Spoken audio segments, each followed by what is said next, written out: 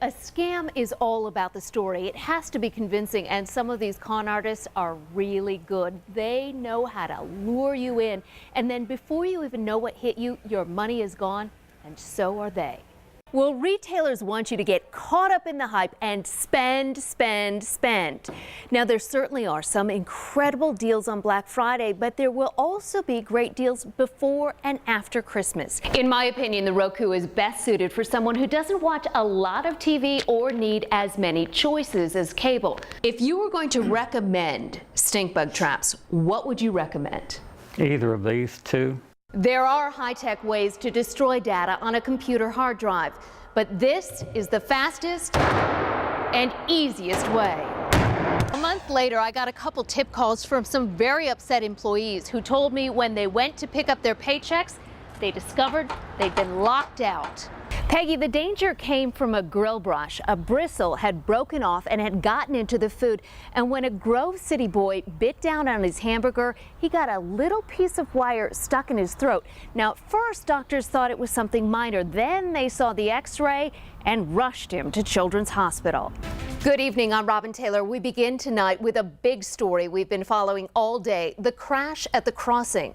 Many of the passengers were going to a program called Life Steps, which serves older people and families with special needs. The bus driver and 2 passengers were taken to Butler Memorial Hospital. All 3 have been released. Police say the suspect shot someone in front of a Jeanette bar, a place that has seen trouble before. Channel 11's Dave Bondi has more. Ben gets more than 40 miles per gallon in his Chevy Cruze, and he loves that.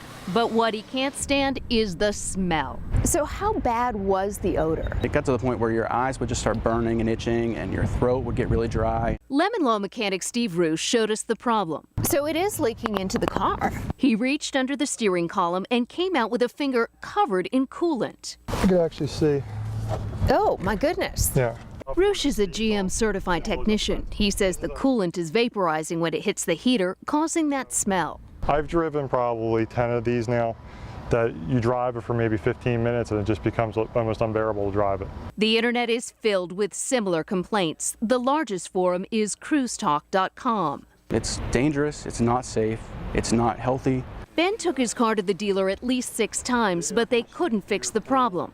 Eventually, he turned to a Lemon Law lawyer. I can guarantee you that GM knows about this problem, and I can guarantee you that they're trying to come up with a fix. Chevy says the odor complaints are uncommon and intermittent, and they're working with customers to address the issues. I've seen them take their customers out of the cars even when the Lemon Law didn't apply in this situation with this noxious coolant problem.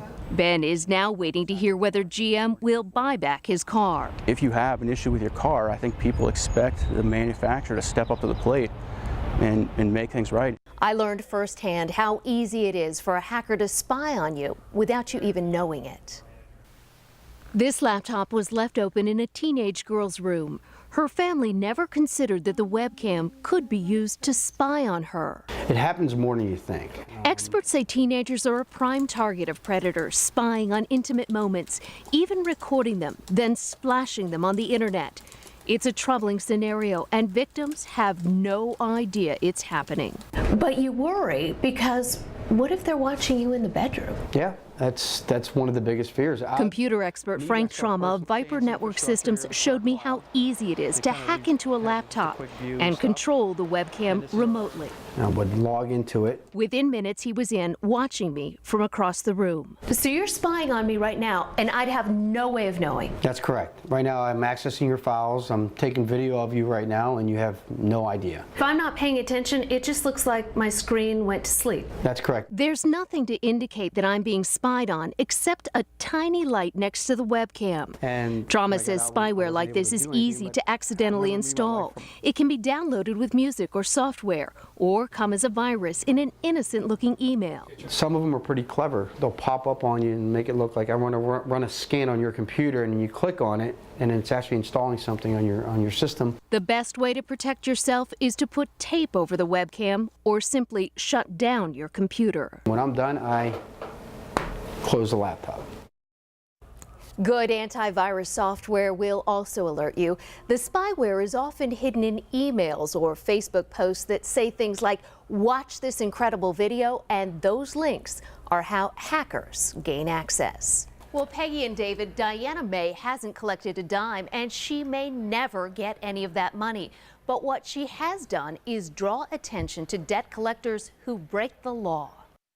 They have the game down. They know how to scare the crap out of people, even if you're innocent. It all began 2 years ago when this Wheeling housewife got a call from a debt collector threatening to put a lien on her home, a tactic that's illegal. They are in the process of serving some court documents in regards to case 29369. The debt wasn't even hers, so Diana May fired off a cease and desist letter.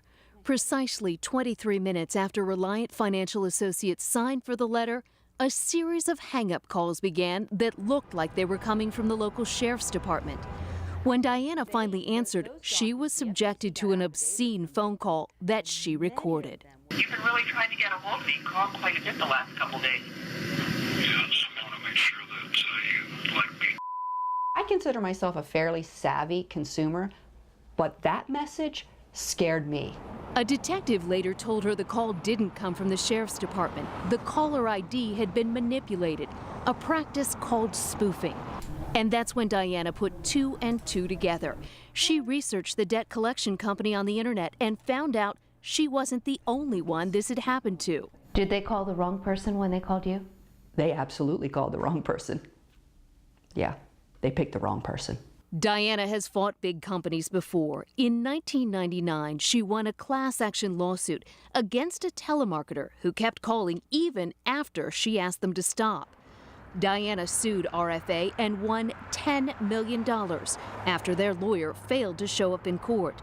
The judge called the collection agency's actions malicious. Ultimately, they just blew the case off. They just blew it off. Good morning. Is Thomas Stepp available? We've reached out to RFA's lawyer for nearly a week now, but never heard back from him. Do you think he'll be back later on today? So far, Diana hasn't collected a dime. So you won a $10 million judgment. Do you think you'll ever collect on that? I think it's a long shot, but now that we've identified who the owners are, I'm sure gonna try.